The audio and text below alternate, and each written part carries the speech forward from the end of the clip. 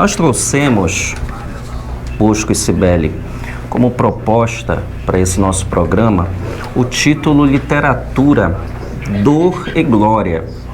Foi uma costura ali, um diálogo com o filme do Almodóvar, que é o Dor e Glória, que fala exatamente... que fala exatamente sobre um artista que vai revisitar toda a trajetória dele e lembrar de todos os momentos que ele teve dessa caminhada. Então, eu já quero começar com essa pergunta sobre a caminhada de cada um, para a gente entender como é que foi esse processo de formação do escritor de hoje. Como é que começa o entrelaço com o texto, com a leitura, com a literatura? Vamos começar com a Cibele. Bem, vamos lá. De fato, essa trajetória em que a gente envereda pela literatura é de dor. Inicialmente é de dor, né? Porque eu digo que a gente se encontra um pouco sozinho nessa caminhada. Não é uma caminhada da maioria. Recentemente eu estava lendo o resultado de uma pesquisa do Fórum Pro Livro, e lá eles tiveram como resultado que nós ainda lemos pouco no Brasil e, em média, o brasileiro está lendo 2 livros por ano. Subiu um pouquinho até a estatística, porque nós já tivemos ano que era 1 livro por ano. Agora nós já temos 2 livros por ano. Então, esse resultado dessa pesquisa do Fórum Pro Livro já demonstra como enveredar pelo mundo da literatura é caminhar um pouco de forma solitária, né? Embora se escreva para pessoas, mas o alcance ainda é pequeno, o interesse é menor ainda. E assim foi também na minha trajetória, né? De adolescente, escrevendo, não sendo ouvida, não sendo lida, né? Esquecida, ficando assim algo mais para o pessoal, um diário solitário, né? Até que eu me mudei para Santa Isabel do Pará e lá encontrei outras pessoas que tinham essa escrita solitária. Mas quando a gente reúne solitários, o grupo vai ficando melhor, mais aconchegante. Até que surgiu a academia e nos deu a oportunidade, pelo menos a minha. O João, eu sei que já tem uma trajetória muito antes da minha, né? De encontro com a literatura e com outras pessoas. Desde a época de Noé, parece. Eu era cronista da embarcação. Parece que tu que corrigiu ali as pedras da lei de Moisés. Nunca identificaram qual era o animal que eu era, mas eu me permiti entrar na arca e com essa função, né? Cibele, você veio de onde? Você mudou para Santa Isabel? Eu sou de Belém do Pará, do bairro da Sacramenta. E a Sacramenta sempre foi um bairro de efervescência cultural, tinha bloco carnavalesco, nas ruas tinham as chamadas ruas de lazer, que era um momento de encontro dos vizinhos, né? Geralmente acontecia uma vez por mês, aquele era um movimento cultural da época da cultura da periferia. E é desse bairro que eu venho, de movimentos políticos, e sem sombra de dúvida, isso também construiu, né, a minha formação, ajudou a me forjar.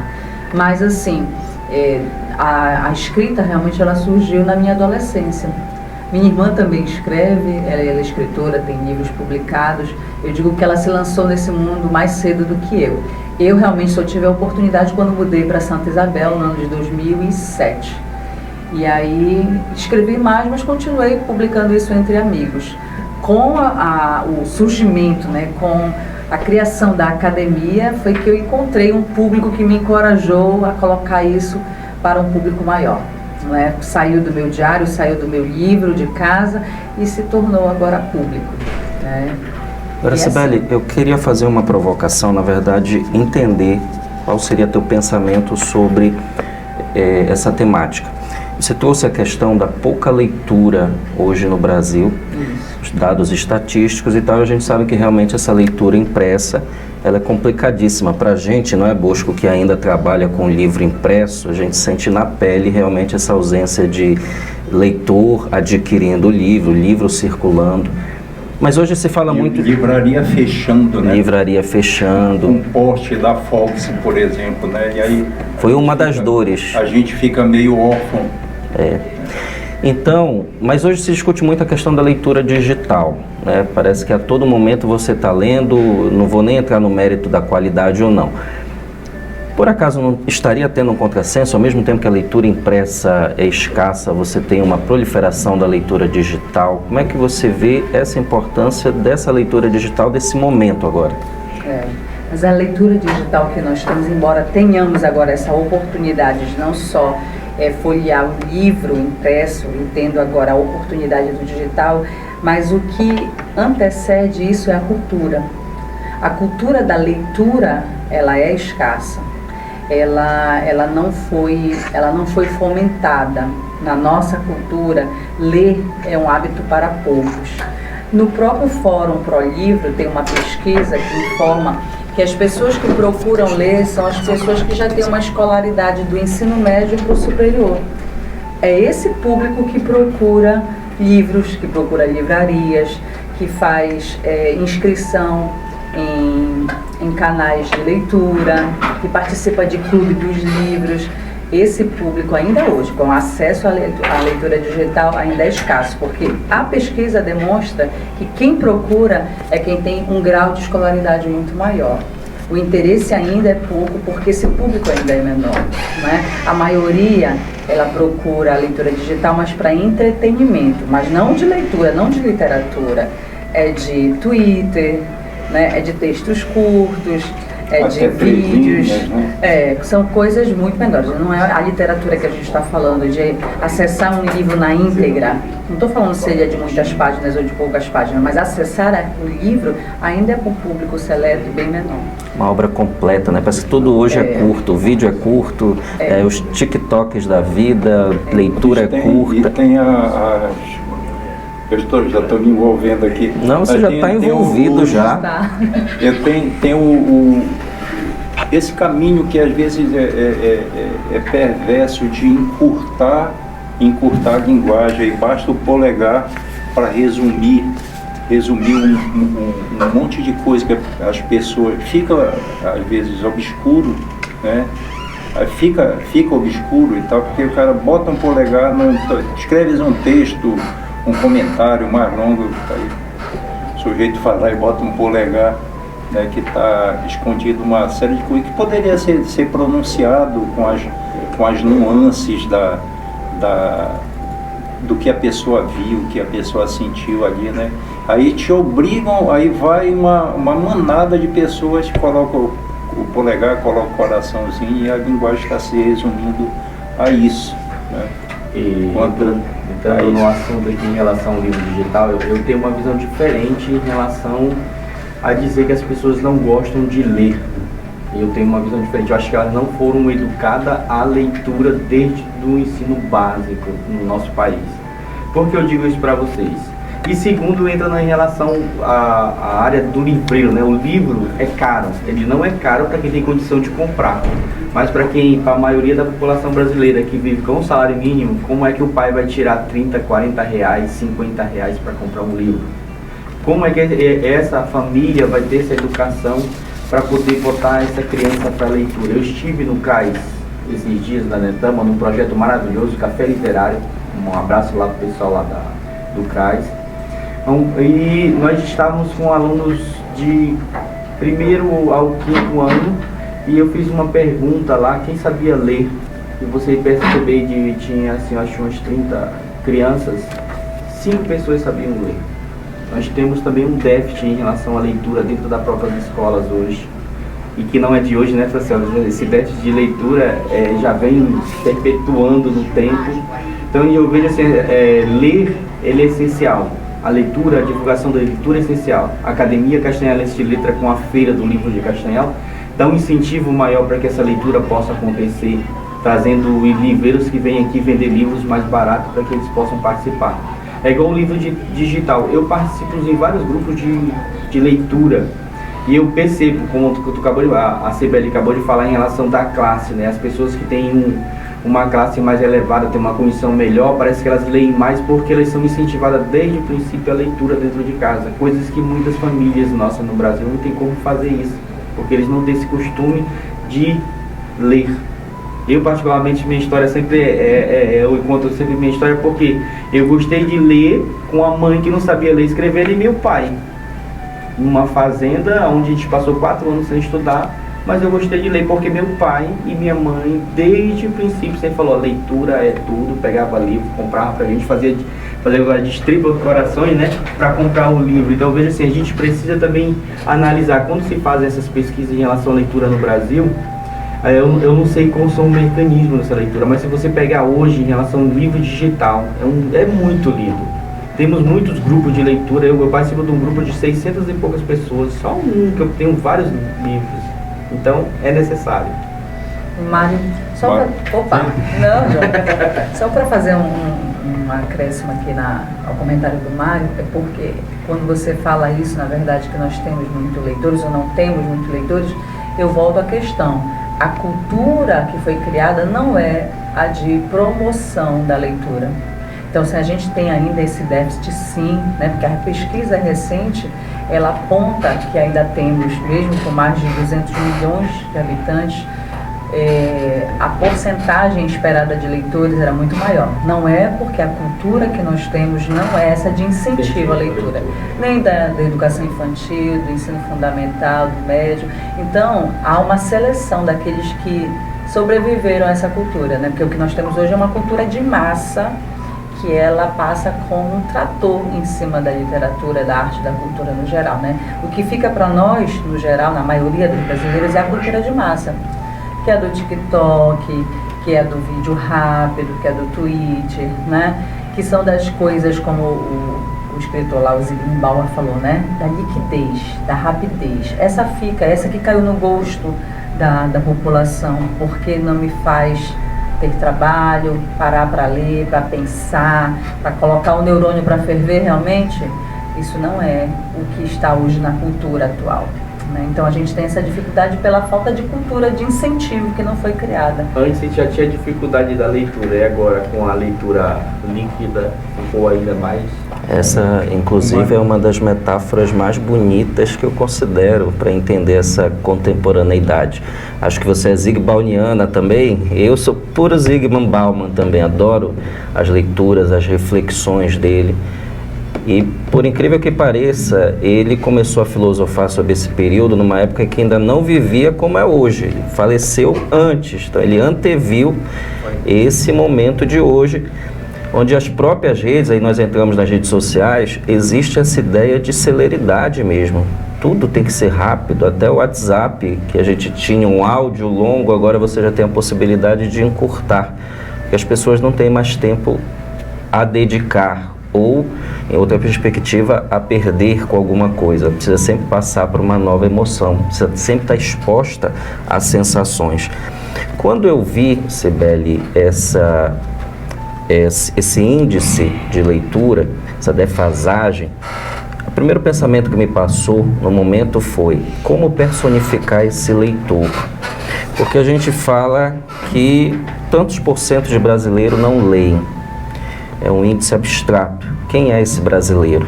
Aí a gente vai chegar no indivíduo, que não é leitor, mas que seria o alvo a atingir. A gente já tem, desculpa eu estar intrometendo, a gente tem os índices, não é?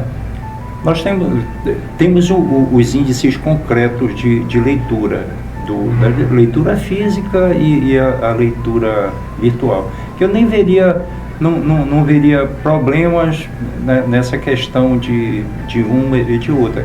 Seria uma forma de avanço tecnológico e tal, que a gente precisaria só se adaptar, né? Sair de uma ou de outra. Agora, é muito interessante isso que o Mário levanta, porque nós viemos de pais que não leem. A minha mãe era professora, mas os livros que entravam em casa eram livros didáticos, né, lá da primeira fase da educação. Então não se lê. E pai e mãe não se lê, que é o nosso primeiro espelho, né? Não, a gente não vai ler também. Você tem 8 irmãos, 7 irmãos além de mim. E na minha rua ninguém lia. E aí tu vais para a escola, o professor não lê. Então é um processo, essa da não leitura é um processo bem sucedido, né? Que isso vai resultar isso, não tem... O Ziraldo morreu, né? Semana passada, um artista brilhante. Ele defendeu, e tem uma corrente mundial não é brasileira, é uma corrente mundial que defende que os primeiros 4 anos de escola sejam dedicados à leitura. Esquece matemática, esquece... Tem até um fato interessante, um menino pobre que vende picolé, vende saco na rua, ele sabe matemática, porque quando dá algum dinheiro ele sabe dividir, ele sabe somar, ele sabe matemática, a matemática da rua e tal. Ele é reprovado na escola, né? Então, uma falha no estudo de matemática, mas a grande falha é o estudo da leitura. E tem uma corrente mundial que defende que se esqueça tudo isso, matemática, ciência, tudo, e nos 4 primeiros anos se voltem, os 4 primeiros anos se voltem para a leitura. Seria ótimo, a partir do 5º ano embora. Tá? Quem acompanhou, quem é professor, quem foi estudante viu, teve uma observação maior, viu que o menino que tem gosto pela leitura lá desde o começo, ele vai se dar bem. O trajeto, se dar bem é uma forma, mas ele vai ter um percurso de certa vitória, vai ser mais favorável ao que ele quer, ao seu sonho individual, ao seu sonho coletivo. Então, fui professor, e a facilidade, o que facilita para o professor, um aluno que lê, é outra história, né? É outra história, a gente caminha mais rápido. Então, eu posso dar o exemplo, eu tinha uma inclinação para a leitura mesmo, mas eu corria o risco de uma família, nós temos um destino banal projetado para a gente. Para nós que somos pobres, vem de família pobre, então já tem um destino pronto para a gente. Trabalhar. Que é abandonar a escola mais cedo, casar cedo, encher de filho e ir para onde tem a mão de obra barata. Esse é o projeto que está lançado para a gente, que vem de família própria. E aí, como é que se fura isso? A leitura. Tu pode ver quem furou esse esquema, esse destino já preposto, né? Foram as pessoas, né, que têm uma simpatia pela leitura e ao longo do tempo vai angariando pessoas, você vai... Interessante isso, eu estou falando demais. Interessante. Eu tinha uma inclinação para leitura, ler bula de remédio, vai com história em quadrinho, você vem no crescente. Aí tu começa a encontrar pessoas, né, por conta disso, aí vão, olha, lê isso aqui, lê isso, quando tu vês tá melhor, tu tens a vista se amplia, né, os horizontes se ampliam, e é a leitura é a chave para abrir porta.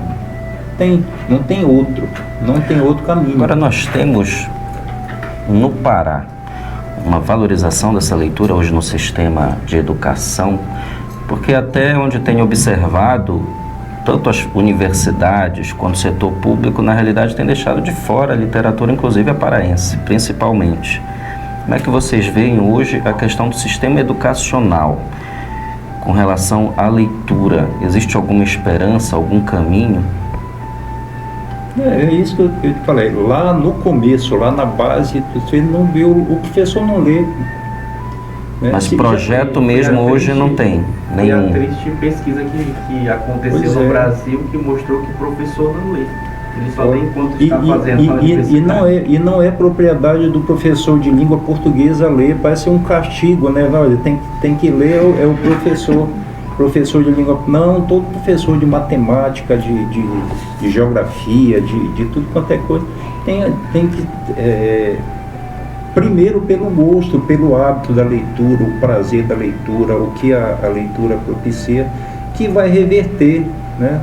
Senta do lado, convive com uma pessoa que tenha mais informações, só tem a ganhar. Não tem outro. E incentiva, porque olha, a minha sobrinha tem 10 anos, ela já fez um livro, é maravilhoso o livro dela sobre preconceito. Porque ela vê a gente escrevendo, vê a gente estar com um livro na mão, gosta de ler. Por causa disso, acho que esse exemplo também é muito grande. E quando tu falou em relação à leitura, de ser até o 5º ano, os 4 primeiros anos só leitura, é essencial, porque sem leitura o aluno não consegue fazer uma prova de matemática. Porque a prova de matemática, ela sempre tem algum comando que o aluno precisa compreender para poder fazer. Então, sem a leitura, como é que o aluno vai fazer uma prova de biologia, de física, de química? Não tem como. Então, a leitura ela é a principal ferramenta para que o aluno possa se dar bem na sala de aula. Quando se passa para as séries superiores, né, aí você vai vendo o distanciamento. Nós temos uma grade do ensino médio, que é uma das grades curriculares mais densas do mundo, superando a Europa, né, que supostamente está mais avançada, superando os Estados Unidos. É uma grade curricular tenebrosa, que você aprende coisas que nunca vai ver na vida, né? E que poderia ser preenchido com essa história, bate-papo com os autores, bate-papo. Tem tanto autor novo, tem essa história também, né? Porque você vincular um autor, geralmente, né, quando se vê um livro, tu vinculas logo na cabeça aqui que o autor é morto. Mas tem um monte de gente viva aí, escrevendo na tua esquina, bem ou mal, né? Traz pra cá, bora bater papo, bora conversar, bota na escola. Tem sempre um escritor na esquina de uma escola. E não se aproveita. Não, é escritor, vem pra cá, bora bater papo, coloca aqui, né? E falta isso mesmo. Aí tu tocaste, Francioli, na universidade, parece que e piora. E os cursos específicos, né, se isolam, não tem uma literatura paraense, não tem, né? Então se vai num caminho tenebroso. Eu lembro, eu morava em Canudos, em Belém, me criei ali. Eu atravessava a cidade para ir na biblioteca pública, lá no centro da cidade, sem dinheiro para ir de ônibus, para fazer o empréstimo do livro. Passava 10, 15 dias comigo, o livro e tal. Hoje tem uma biblioteca no celular e você passa por cima disso. Crianças, nós vamos agora para o nosso intervalo, mas eu já vou deixar a provocação para o Bosco, que é a seguinte: todo esse cenário... Deixa para Sibeli, que eu estou falando demais. Não retorna, a gente já volta contigo, que eu vou trazer essa provocação, pode ficar para os dois. Sim. Esse centro, que ele fala sobre produção textual. Esse novo tempo de você ter uma leitura mais curta, está modificando também a forma do escritor produzir? Ele está seguindo esse nicho por causa do público? Voltamos já. Não consigo dominar completamente o lado impulsivo. Eu posso falar, fizeste uma pergunta logo no começo para a Sibeli e eu não respondi, da questão de como, a minha trajetória de escrever. Eu escrevi durante meu período acadêmico 4 romances. Eu sou romancista mesmo por decisão por decisão de quando eu vou escrever mesmo, a obra fala mais alto. Eu ainda não consegui dominar esse lado. Então eu escrevi 4 romances no meu período acadêmico. E é interessante que você escreve e adora o que escreveu, acha que está bom, né? Mas eu tenho uma particularidade de gostar, mas logo de imediato de ficar implicando com a coisa. Então esses 4 livros, e tem um que é mais interessante, a história dele, porque o 4º foi o meu TCC, numa época em que não se aceitava outro tipo de trabalho que não fosse a monografia, falando de outros, né? No meu curso específico, o curso de letras. Então tinha acabado de chegar de Portugal a professora Edith Tavares, e ela estava fazendo doutorado lá, e já era corrente, lá em Coimbra, já era corrente que os alunos do curso de letras apresentassem trabalhos próprios como com o seu TCC. E ela, olha, eu vou comprar essa briga. Aliás, eu dei o meu livro para ela, o meu quarto livro lá que eu escrevi, eu dei para ela e eu lembro que eu passei umas 2, 3 aulas sem ir, com vergonha do que ela ia. E quando eu cheguei em sala, ela estava empolgada com o que ela tinha lido, né? Puxa, eu fiquei maravilhado com aquilo. E ela disse, olha, eu vou comprar essa briga do Centro de Letras, e não foi pacífica a coisa. Aí as reuniões lá, briga, não pode, tem que ser monografia, né? Aí ela conseguiu que fosse aprovado e eu apresentei meu romance como TCC. Tirei 10, que era excelente na época. Qual é o romance? É o... até esqueci agora, Clareira, romance Clareira, que nunca foi publicado. Mas logo em seguida eu impliquei com esse livro, porque era um tempo que eu militava no Partido Comunista, e meus 4 livros eram livros com heróis predeterminados, né, com cidades moldadas e tudo mais. E eu não gostava. Eu acabava de escrever, gostava e depois desgostava. E esses 4 livros estão impressos num exemplar só, que eu datilografava e guardava. A não ser os 3, eram 3 vias por TCC, né? E, bom, eles não foram publicados. E eu prometi a mim mesmo que eu só ia escrever depois que eu tivesse acima disso tudo. E passou tempo pra caramba, saí em 88, aí eu só voltei a escrever quando tivesse acima da questão ideológica, né? Eu permaneço no PCdoB até hoje, sou filiado, né? Permaneço, sou ativista político, mas para a literatura eu nunca atingi um patamar do Jorge Amado, do Mayakovsky, por exemplo, que escrevem nessa linha e sabem escrever. Brecht, né? Escreve nessa linha e sabe escrever. Eu nunca atingi. Então eu vou sair, não vou escrever mais,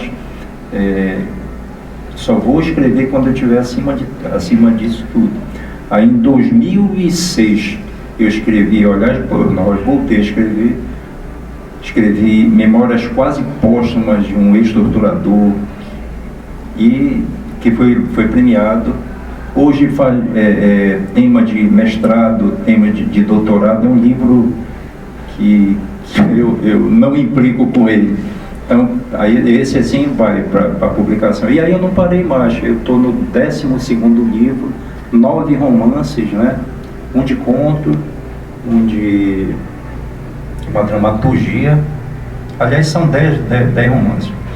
E 10 romances e mais esses 2. São 12 livros aqui com H e a Manada de Pedras, um romance, né? E eu não parei mais. Mas eu não impliquei mais com nenhum deles, né? Permiti que fosse. Eu acho que atingi. Mas uma forma para responder a questão inicial é que hoje eu já tenho algum domínio, mas quando eu voltei em 2006, é muito interessante a forma com que a literatura se apodera de mim. Eu como mal, durmo mal, dirijo mal, fico mal educado, avarento, né? Porque na época só tinha um computador em casa e as meninas nem tocavam, minhas filhas, a cara. Não, olha, eu que estou aqui. Então a história que ficava se escrevendo na minha cabeça, eu dirigindo, aí acordava de madrugada, aquele negócio fervilhando na minha cabeça. Então, eu não sei definir como é que se dá esse processo, mas muito a história se escreve sozinha, né? Eu dirigindo, aí eu chegava em casa e descarregava a produção que eu tinha. E aí eu ainda não consigo metrificar. E eu não sei se alguém consegue fazer isso, para responder a tua pergunta, né? De 80. Só um momentinho, Cibele, deixa eu só anunciar aqui a chegada de mais um imortal. Tem tanto imortal hoje aqui na sala que pode cair um meteoro que a gente sobrevive.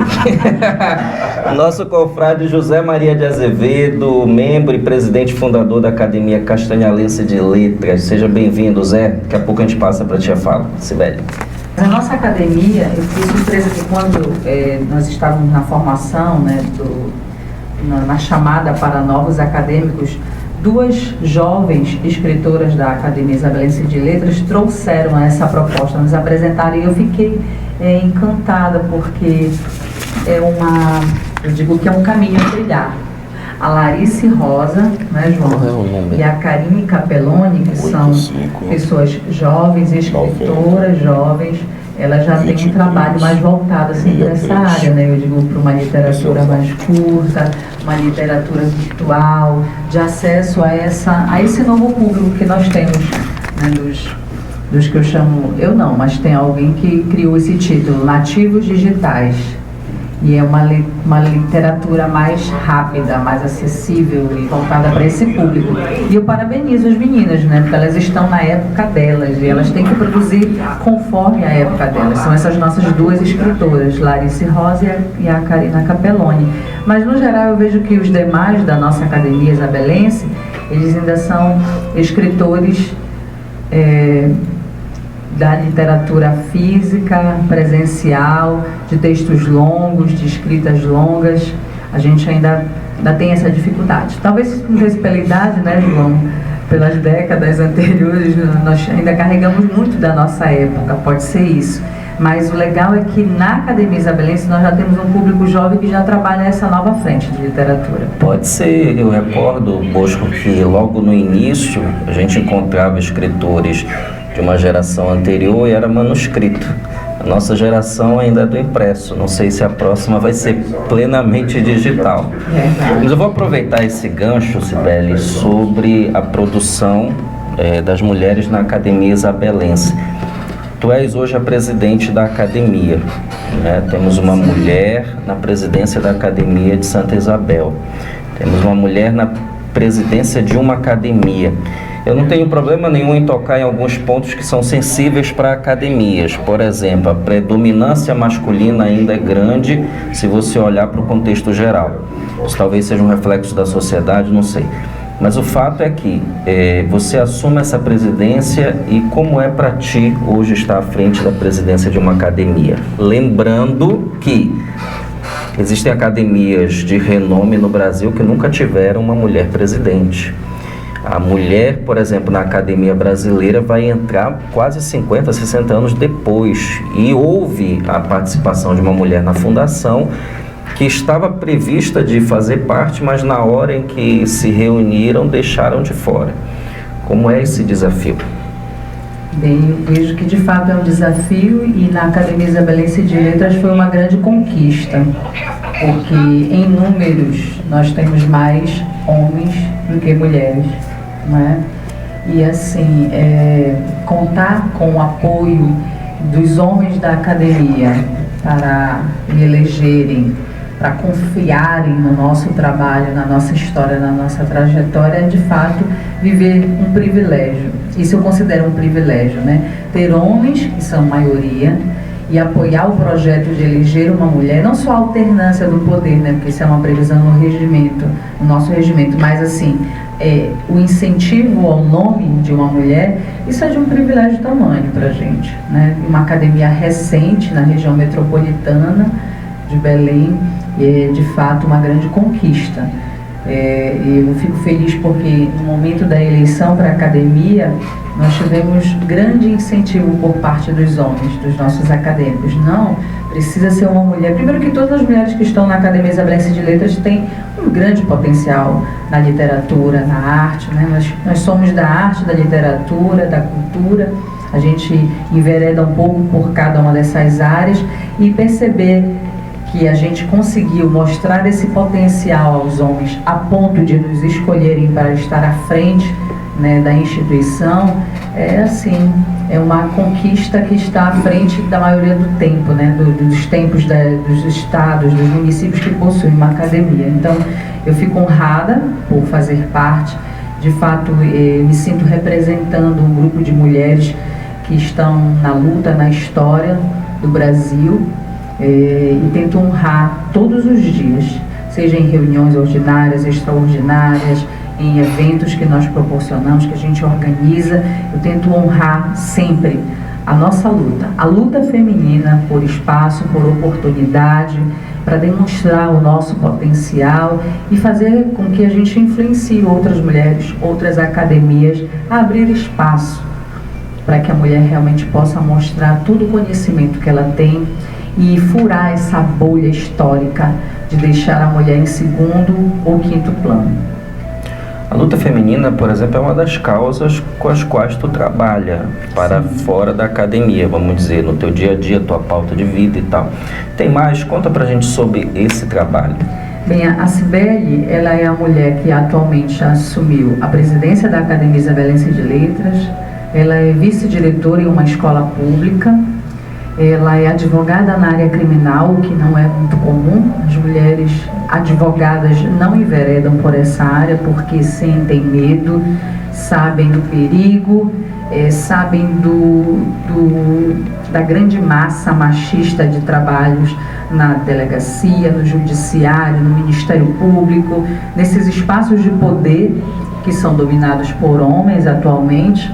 E quando uma mulher resolve seguir carreira na área criminal, há uma discriminação muito maior, porque historicamente essa frente foi tomada pelos homens, porque imaginavam que precisaria de força, de intimidação para seguir esse caminho, né? E eu digo que eu furei essa bolha, essa história que já estava prevista, né, há muito tempo, de que mulheres deveriam ir para uma área mais amena do direito, mais tranquila, como a área civil, né?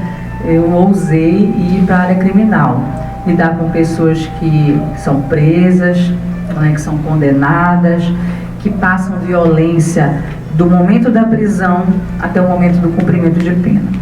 E é uma realidade, triste, de muita violência, e precisa ter fundamento, preparo emocional, romper com questões históricas conservadoras para poder estar à frente de uma situação como essa. Então, eu me sinto feliz por carregar a história de todas as mulheres que lutam todos os dias por espaço, por oportunidade, para mostrar a capacidade da mulher, o potencial da mulher e como ela pode contribuir nessa sociedade, tanto quanto o homem, né? Eu sempre digo que nós não estamos aqui para pregar a guerra dos sexos. A gente está para lutar contra um sistema opressor, patriarcal, machista, porque esse sistema é violento. Então a gente está para romper com isso e mostrar tudo que a gente sabe fazer em parceria com os homens. Então me sinto carregando essa trajetória, muito feliz por isso e cada vez mais preocupada, e me sinto assim responsável para fazer o melhor como mulher e para carregar a história de todas essas mulheres que lutam todos os dias. Vou até destacar aqui, Cibele, e é bom que todo o Pará, Castanhal, todo o Pará saiba de um dado muito interessante que ocorre, eu acho que é um fenômeno aqui no Pará, com relação às nossas academias, as municipais principalmente e as regionais. Nós ainda temos esse problema da disparidade de membros, de quantidade. Então, a predominância ainda é masculina. Mas quando nós olhamos para o poder administrativo, é incrível isso no Pará. As mulheres sempre estão no poder. São presidentes, ou revezam o poder, viram vice-presidente por um tempo, depois volta à presidência, mas eu vejo, mesmo quando há a presença masculina quanto presidente, ele ainda depende muito do poder administrativo da mulher. Eu acho isso incrível, isso é um dado interessante que a gente tem que destacar das academias paraenses. A Cibele é presidente de Santa Isabel, aqui nós temos a presidente Zenária, inclusive mandar um cheiro para a presidente que está acompanhando. Bragança, mulher, Socorro. Presidente Socorro. A vida inteira, esse que fundou a Chufra foi da Djalmira. Djalmira, nós temos também recentemente para o Apebas, o Rubens assumiu, mas a Terezinha era a presidente da Academia Paraense Literária é a Anne. Então nós temos essa presença, eu acho isso incrível no estado do Pará, ou seja, se não fosse a força feminina, as academias paraenses não seriam o que são hoje em dia. Nós precisamos resolver essa questão de número. Isso é um problema que temos que trabalhar. Nossas academias têm 13, 14, as mais antigas, então elas têm um outro timing. 14, 15 anos você tinha uma outra discussão social. Hoje você já tem um outro momento que eu até instigo a todas as academias que forem sendo fundadas a discutirem este problema. Belém, né, Bosco, trouxe uma proposta com relação a essa presença masculina e feminina de 50%, se não me falha a memória. Está no estatuto, né, que foi aprovado lá, exatamente, uma cota, né, e tem também a cota dos negros, dos índios, né. Eles vão para 50 membros. Está muito mais avançada já. Que eu achei um exemplo, vamos dizer, a gente sempre tem uma academia que pode servir de norte. Resolve todos os problemas? Não, mas já é um norte. Você estabelecer no estatuto que 50% feminino, 50% masculino, ou seja, resolveu estatutariamente. Ou seja, você não vai discutir o problema, você discutiu antes e resolveu estatutariamente. Que pode ser algo a servir como exemplo para essas discussões nas academias que vierem. E as nossas vão sendo trabalhadas depois já em outro momento, revisitando o passado e chegando ao momento em que a gente tenha também essa proporcionalidade, ou perto disso. José Maria. Bom dia. Seja bem-vindo, lindão. Sobre essa questão da sexológico aí, eu tenho até eu sou contemplado, porque das 5 academias que eu transito, né? Itaituba, hoje é o Nazarena, mas a doutora Djomira foi mais de uma vez presidenta, articulou tudo, que é a verdadeira fundadora da academia, Djomira Sá. São Isabel tem essa senhora bonita aqui, né? Bragança também é uma mulher.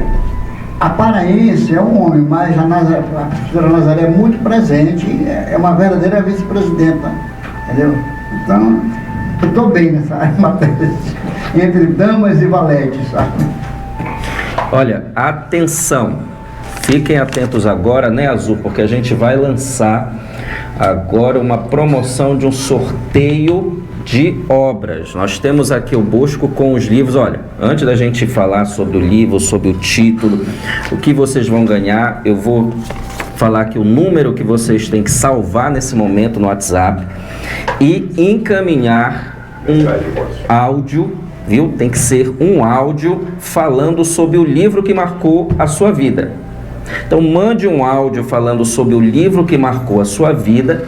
Nós vamos receber aqui na Atlântico FM e você vai concorrer aos seguintes livros, Bosco. Pode falar. Trilhos da prosa, da poesia e da história.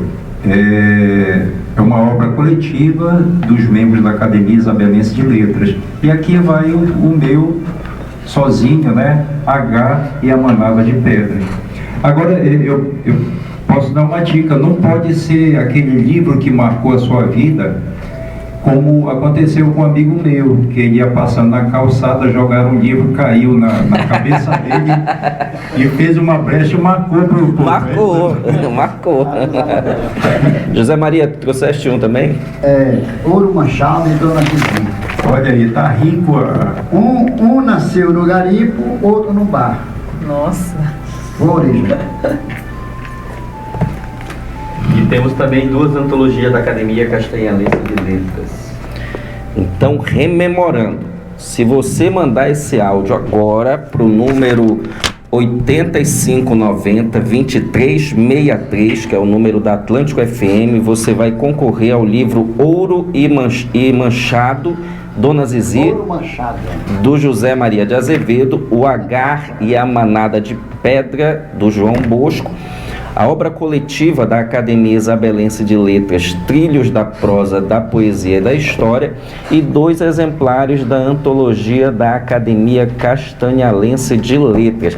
Mande o áudio logo, que daqui a pouco a gente vai fazer esse sorteio. De fato, não é um espaço para reunir, tomar chá e falar sobre famosos da literatura, da arte, não somente, porque a gente também na nossa academia se reúne para falar de literatura, toma chá, toma café, come alguns pratos especiais preparados pelo João Bosco, porque ele também tem essa arte nata que é da culinária. Só chá, João? Só água, João? Não. Olha, vocês não conhecem o refrigerante artesanal produzido por João Bosco Maia. É uma obra divina, é outra obra dele, entendeu? Uma coisa bizarra. A nossa academia, sim, ela se reúne para tratar de tudo isso, mas sempre regada a uma boa comida, a uma boa bebida, porque eu entendo que a comida, ela tem uma função social, que é reunir pessoas. Então a gente sempre, em meio aos nossos encontros também, inclui um prato, inclui uma bebida, conversas de literatura, pensa em eventos. E assim, eu digo que a nossa principal missão é tornar a literatura acessível às pessoas de Santa Isabel do Pará e quem mais chegar por lá. A gente quer fazer com que a academia sempre esteja de portas abertas, quiçá escancaradas, para que as pessoas tenham a oportunidade de ler, de conhecer o escritor, de se sentir influenciada até mesmo para produzir, encorajadas a produzirem também, porque a gente gostaria, é um sonho ainda, de tornar Santa Isabel uma referência em leitura. A academia não foi criada só para nós, ela foi criada para se tornar referência nas letras e nas artes. Vocês realizaram a Semana de Cultura de Santa Isabel. Foi recente um evento assim? No dia 15 de março, Um sarau, né? Foi o nosso sarau. Na verdade, foi o lançamento do nosso primeiro livro, né? O nosso primogênito, que é esse aqui, Trilhos da Prosa, da Poesia e da História. E da História. É o nosso primogênito, que foi produzido com recursos da Lei Paulo Gustavo, né? Onde há uma outra conquista também, a importância das normas a favor da leitura, né? Da literatura. E a Lei Paulo Gustavo, assim como a Aldir Blanc, tem essa função, né, nos assessorar para produzir literatura e torná-la acessível ao público. Então nós realizamos esse evento em Santa Isabel, no Centro Cultural que temos lá, que é um espaço de referência, que é a importância de criar aquela cultura da literatura, mas também garantir espaços para isso. Não tenho como criar leitores, garantir a criação de leitores, a formação, o aparecimento de leitores sem ter espaço para isso. Não é? Uma das formas interessantes de se tornar um leitor é andar com o livro. Em cada parada do dia, seja para esperar uma fila no banco, seja para esperar uma fila em uma farmácia para comprar um remédio, você pode parar e folhear. Porque o nosso hábito atual é o quê? Parar para olhar o celular.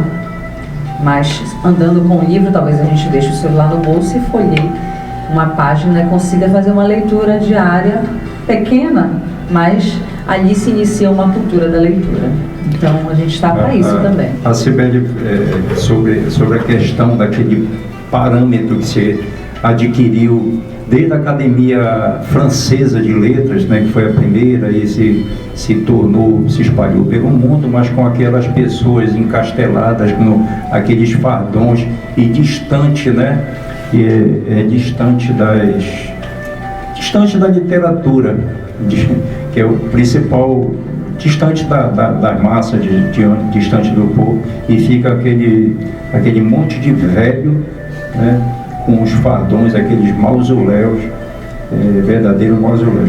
E o bacana, esse boom que teve na formação de academia, a de Castanhal tem mais tempo, de Bragança também, mas vieram outras, né, vem ainda, a gente ouve as histórias.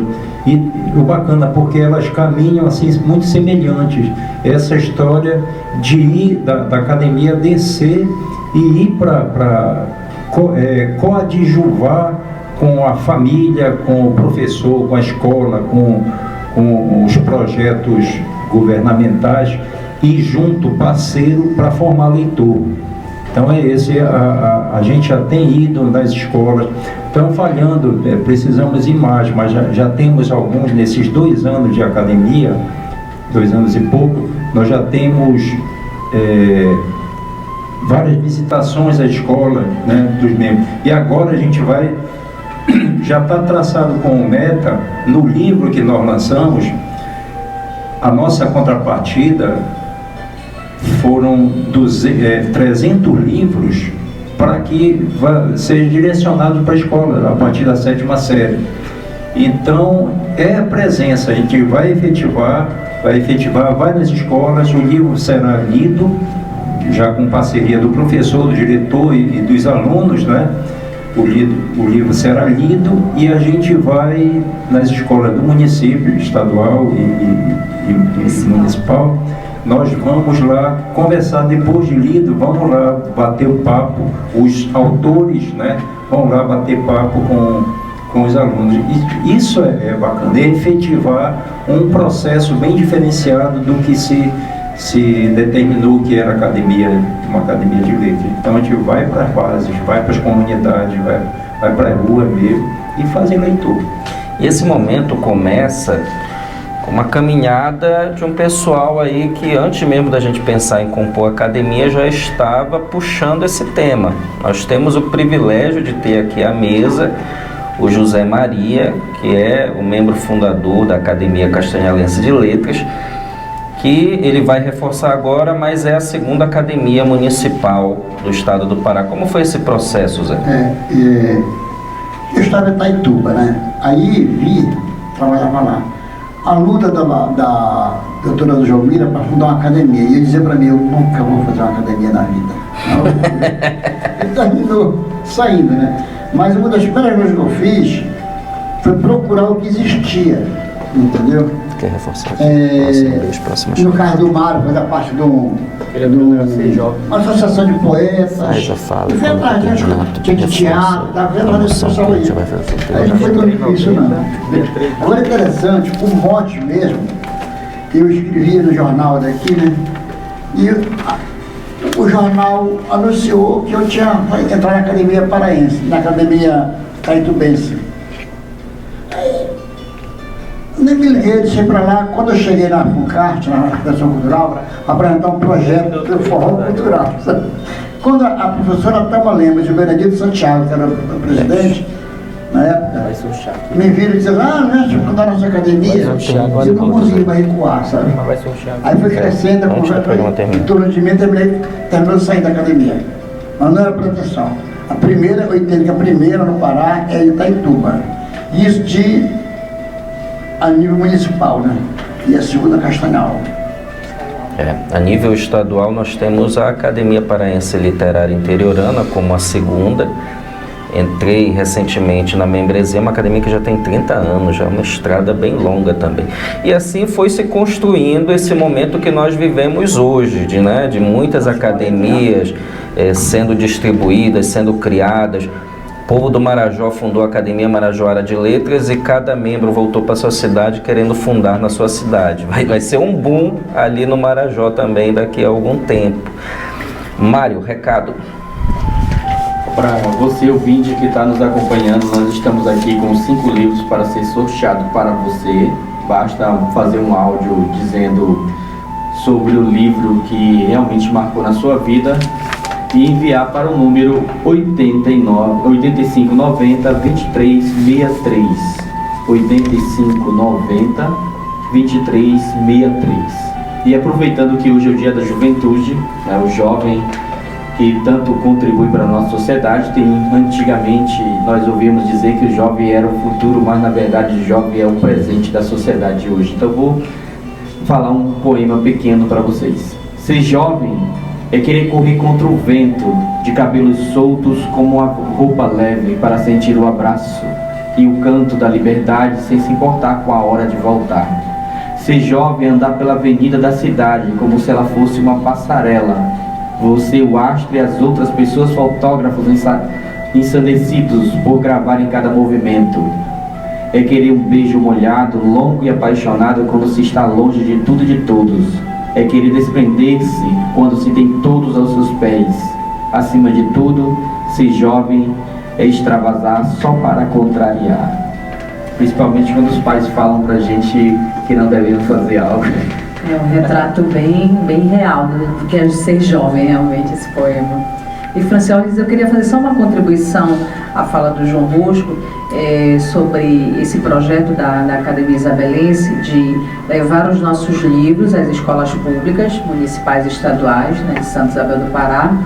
E em outro momento, a primeira fase é a de presenteá-los com o livro e depois retornar para falar com o público jovem, com os estudantes, sobre o que acharam da obra, se querem conhecer o escritor, quem são esses escritores, que são pessoas acessíveis, né? E vivas. Vivas, né? Apesar de imortais, eles são vivos, né? E assim, acessíveis, imortais no sentido de ser acessíveis. Então, a importância desse projeto, quando nós pensamos, não só de garantir a acessibilidade ao livro, mas criar uma nova cultura nas escolas. Por quê? Como vice-diretor, o que eu avalio? Voltando um pouquinho naquela sua pergunta sobre como o ensino tem garantido, né, a literatura nas escolas e nas universidades. Falando um pouco da realidade de escola pública, e a minha, no caso, é voltada para o ensino médio, o que a gente observa? Que os livros que chegam às escolas são livros didáticos, em sua maioria, né? E eles têm um propósito: preparar o aluno para as avaliações regionais e nacionais. Há muito essa preocupação. Não é fazer o aluno leitor, é fazer o aluno preparado para participar de um concurso, como é o Enem, concurso público, prepará-lo para participar da prova SAEB, prepará-lo para participar da prova regional, que é o CISPAI. Então, é um sistema de avaliação criado em que você acessa a leitura para fazer provas, não para ler, para conhecer somente. Mas aí, desse grupo de livros didáticos, também chegam os paradidáticos, né? Alguns são de literatura interessantíssimo, dos clássicos aos regionais, chegam, mas esses ficam num canto. Se a escola não for lá preparar esse livro, né, com o aluno para a leitura, criar uma oportunidade de leitura, ele fica lá naquele canto esquecido, ou às vezes na caixa, nem é retirado da caixa, porque o que nos é exigido no dia a dia é a preparação para as avaliações, para os resultados. Isso é um dado alarmante, preocupante, porque se quer melhorar a educação, mas não se prepara o aluno para ser leitor, para ser crítico. Então, quando a academia propõe levar o livro da academia para as escolas públicas, fazer com que eles leiam e conversem com os escritores, discutam o que foi produzido, é um diferencial dentro de uma escola. É, de fato, uma parada para a literatura, não para preparar para uma prova. Isso daí já é uma consequência, né? Porque quanto mais leitura eu tenho, mais eu fico preparado para qualquer avaliação. É essa lógica que ainda não foi pensada para a escola. Não sei se há interesse também de preparar, mas seria o espaço mais ideal, né? Escola é espaço de educação, portanto deveria promover a leitura, mas não está acontecendo assim. Embora exista um esforço do poder municipal, do poder estadual, né, do governo estadual em garantir o acesso ao livro, mas infelizmente o fim ainda está sendo único: preparar para as avaliações regionais e nacionais, e não para tornar leitor, crítico e, consequentemente, preparado para a vida, que é o nosso intento maior, né? É uma grande dificuldade que a gente enfrenta nas escolas. Nas universidades, então, não sei como é que está, mas falando de escola pública e de educação básica, é isso que a gente está vivendo. E a Academia Isabelense de Letras está de parabéns por essa iniciativa. Bosco, nós estamos sabendo que, não sei se é a academia ou se é a iniciativa tua e de um grupo de escritores, mas tem um evento de relançamento de livros programado agora para final de abril. Conta pra gente sobre esse evento e já vamos fazendo esquenta para o povo estar lá no dia.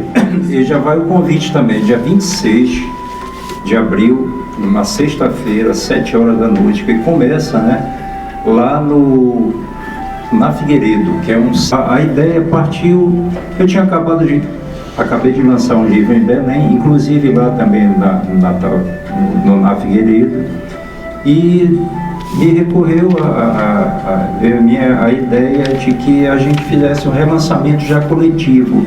E eu comecei a articular com alguns autores e foi interessante o retorno. E rápido, hoje tem menos de uma semana.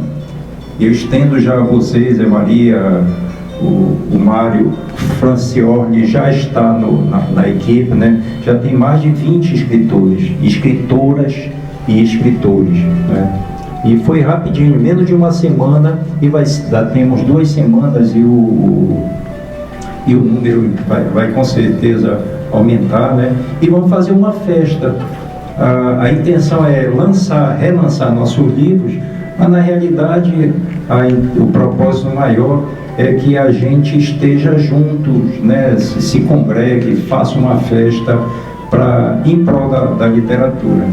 E é isso. Tem o dia E é 19 isso. também, Bosco. Aproveita e informa. O interessante também, porque aí já vem a música junto,